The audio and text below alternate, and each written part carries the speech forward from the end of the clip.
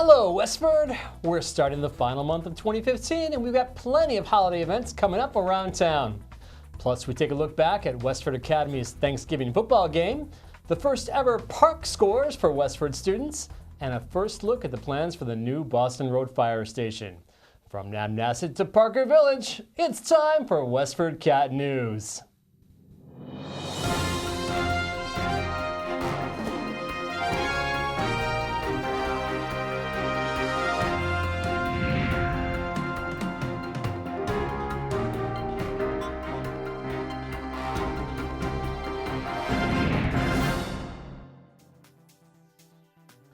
Westford Academy couldn't make their way through the playoffs this year, but they were able to score a 33-10 Thanksgiving Day victory against arch rival Acton-Boxborough. Let's take a look at the highlights. Westford Academy's 5 first-half touchdowns were too much for Acton-Boxborough in what became a Thanksgiving Day blowout. Connor Degenhart began the game with a fake handoff to Ben Cassidy and a completed pass to Brian Enos for a touchdown. And here's Westford Academy's Connor Degenhart again with an easy pass to Nick Fiorillo in the end zone for touchdown number 2. On to the second quarter, Degenhart with a beautiful right-on-the-money pass to Nick Fiorillo to get the Grey Ghosts to the 8-yard line. And then Ben Cassidy brings it up the middle to score Westford Academy's 3rd touchdown of the game. Acton-Boxborough gets on the board with a successful 30-yard field goal attempt by Connor Cates. 44 seconds to go in the first half, second down. Degenhart hands it off to Ben Cassidy for his 2nd score of the day and touchdown number 4 for the Grey Ghosts. Westford Academy wasn't finished. The Colonials fumble on the kickoff, giving Degenhart 38 seconds to connect twice to Fiorillo, making the score at the half 33-3 Westford Academy. On to the second half, Acton-Boxborough's Connor Cates would reach the end zone in the 3rd, but that would be it for the Colonials. The final score, 33-10. Westford Academy Grey Ghosts beating their rival Acton-Boxborough Colonials 2 years in a row on Thanksgiving Day. Connor Degenhart finishing the season with 1,600 yards and 13 touchdown passes. Way to go, Westford Academy. And thank you to Acton TV for providing us with the spectacular footage of this memorable game. For WestfordCAT News, I'm Patty Stalker. Westford Academy's Athletic Director Dan Toomey will be back at our next show with more Westford Academy sports updates. Better known as the Partnership for Assessment of Readiness for College and Careers, the PARC test has been controversial throughout the country. It drew controversy in Westford as well, but last year the school committee agreed to use it in a limited fashion. In November, scores from Westford's first ever PARC testing came out, and they were some of the highest in the state. Assistant Superintendent Carrie Clary provided a presentation on the results of the tests, which were given in math and language arts for 3rd graders and 8th graders. On average, Westford students were approximately 20% more likely than normal Massachusetts students to meet or exceed the set test expectations. Only about 1% of Westford students failed the test, with the Stony Brook School reporting no students failing. Westford Academy stayed on the MCAS, and all the students took the MCAS for science. However, the results were the same there as well. When compared to other nearby districts, Claire was particularly excited at the results. This slide for me was the most exciting to take a look at. I took the districts with a very, very strong academic reputation, but also the districts who took PARC in grades 3 through 8 as well. For example, Lexington is not on here. It would have been, but they didn't do PARC, so I left them off. But you can see in the left-hand column, these are all typically and still very high-performing districts. So I wanted to see how we did compared to them. And we took their scores by grade level, broke it down ELA and math, which you can see in the top 2 rows. And then I color-coded. I used green for those who scored highest in each area relative to the other towns that are listed. Purple, who scored if they scored 2nd highest, and blue if they scored 3rd highest in comparison. And I was so pleased to see that Westford, with every score, grades 3 through 10, with the exception of one, we were in the top 3. And no other district there only has one white square. So this is great news for us. A full video of the meeting can be seen on demand at WestfordCAT.org. 42 Neshoba Tech seniors qualified to receive the John and Abigail Adams Scholarship this year. That's a full quarter of the school's graduating class. From Westford, Tia Delano, Veronica Pecora, and Julie Masson qualified for the scholarship. In order to qualify, students must have an MCAS score in the top quarter of their district, among other requirements. Recently, Westford resident Sheila Kennedy earned the 2015 Physician Quality Champion Award from Emerson Hospital. Kennedy joined Emerson in 1992 and has served as chairman of Emerson's Department of Medicine since 2010. In November, Westford's Eric Kittner was honored as a Ministry and Community Action honoree at the Merrimack Valley Project's 3rd annual MICA Awards Dinner. According to the Merrimack Valley Project, Kittner earned the award by participating in various initiatives that helped area residents save and create jobs. Kittner currently is the treasurer for the St. Mark's Church. The end of autumn is quickly approaching, and winners have been announced in the annual Westford Fall Photo Contest. First place went to Karen Riley's Daydreams, followed by Dan LaCroix's Autumn by Streetlight and Falling Colors. You can see all the entries at westford.org/funfest. Normally, you need to be rich and famous to get a celebrity roast, but 2 elderly Westford gentlemen just needed good friends and family. Andrew Sylvia explains. Westford's Richard Holmes and Jerry Andrews may not be household names, but they still got their own celebrity roast earlier this month. Occupants of the village at Mystery Spring on Tadmuck Road, Richard, Jerry, and a few of their friends were treated to a satirical look at their life, courtesy of a film made by Richard's brother, John Trainer. Well, what we did was we said we want it non-scripted, so really off the cuff, come here and then shoot these people who would show up.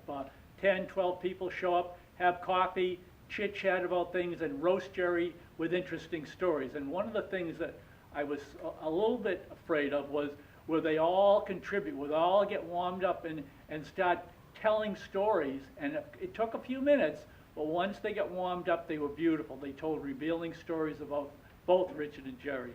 The event would be one of the last memories for Jerry, who passed away November 20th. It was beautiful, had a great time, nice people, wonderful experience. Yeah, worked out very nice. For Westford Cat, I'm Andrew Sylvia. And our condolences do go out to Jerry's family. The holidays are almost here, and that means plenty of things to do here in Westford. Here's Joanne Dennison with a few. The holidays are almost here, and that means plenty of things to do here in Westford. Here are a few to add to your calendar. 2 days after we release our program, the Shabbat of Neshoba Valley is holding a Hanukkah ceremony on the town common. But if you can't make it to that, you haven't missed out on all the fun. A Hanukkah latke night will take place inside the Shabbat just after Friday night services on December 11th at 6 p.m. In addition to latkes, a full Shabbat dinner will be served. The Shabbat of Neshoba Valley is located at 26 Tadmuck Road. On Thursday, December 17th, the J.V. Fletcher Library will be hosting the Sounds of the Season with the Merrimack Valley Chorus. The event begins at 7 p.m. and admission is free. The weather might be too cold for outdoor golfing, but the library has you covered on that too, as they are transforming into a mini golf destination just in time for the new year. On December 30th, from 11 a.m. to 3 p.m., the entire library is transforming into a 9-hole mini golf course. Sign-ups begin December 7th. Head over to the Children's Reading Room inside the library for more information. At the Cameron Senior Center, there will be a presentation on Parkinson's disease with Julie Lorden. The event takes place on Friday, December 11th at 12:15 p.m. inside the Senior Center. To RSVP, call 978-399-2333. 623. And the Festival of Trees is returning to the Westford Regency from December 10th to 20th. And this year will also include wreaths and gingerbread creations. To get more information, go to westford.org/funfest. Happy holidays! What's the weather hold for this week? Joe Seppi has the answer. Take it away, Joe. Hello, Westford. This is Joe Seppi with the weather forecast for the second week of December.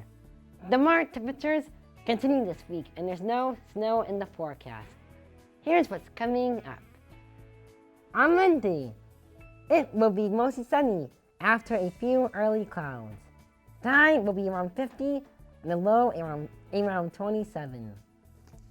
On Tuesday, it will be cloudy during the day with a few showers at night. The high will be 41 degrees and the low will be 31 degrees. On Wednesday, there will be some rain showers early, possibly mixing with some snow. The high will be 43 and low of 29. On Thursday, there will be mostly sunny skies. The high will be 43 and low around 28. On Friday, it will be mostly sunny again with a few afternoon clouds. The high will be 46 degrees and the low will be around 31 degrees. That's the Western weather. Have a great week, everyone. A proposal to give Town Manager Jody Ross greater authority on approving contracts was met with skepticism by the Board of Selectmen. At the board's November 24th meeting, a proposal was presented by Selectman Kelly Ross that would allow the Town Manager to approve contracts up to $100,000 on her own authority. Currently, all contracts require Board of Selectmen approval despite the amount. Kelly Ross indicated that Jody Ross frequently makes much larger purchases for the town with money in annual budgets approved by the voters.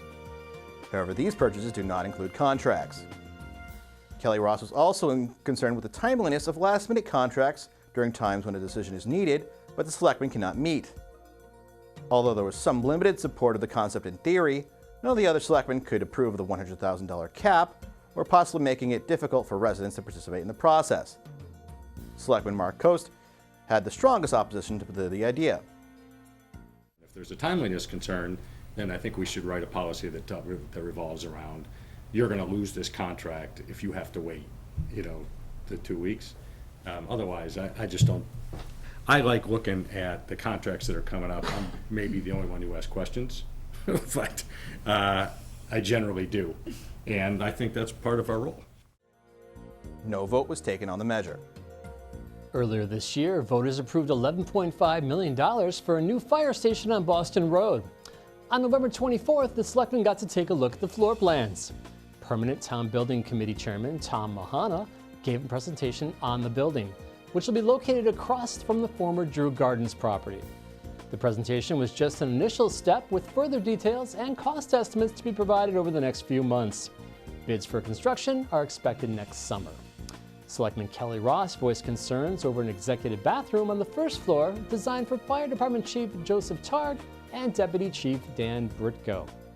This is a project the construction of which is being funded by tax increase.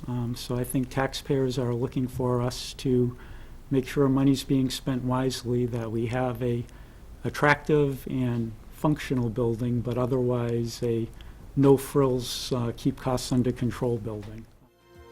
Targ and representatives of architectural firm Dorian Whittier told Ross that most newer facilities for first responders have bathroom areas specifically for the department's leaders. And the Westford Police Department headquarters has had a bathroom for Police Chief Thomas McEnany since it was built in 2000. At the current Central Fire Station, Targ has a bathroom next to his office, although he told the board that it's often not functioning properly. That's it for this show. We'll be back with one more show in 2015. You can always check past shows at WestfordCAT.org and stay up to date with Westford's news at WestfordCatNews.org. In the meantime, here's some holiday cheer from Westford's Girl Scouts at this year's Christmas tree lighting ceremony. See you next time. Bye-bye, Westford. Sing and join our hands around. Laughter is a joyful sound. La la la la la. La la la la la. It is in the shelter of each other that we live. Sing and join our hands around. Laughter is a joyful sound. Sing and join our hands around. Laughter is a joyful sound.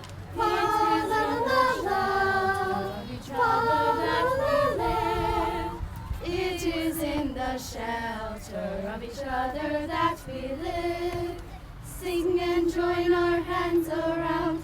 Laughter is a joyful sound. Sing and join our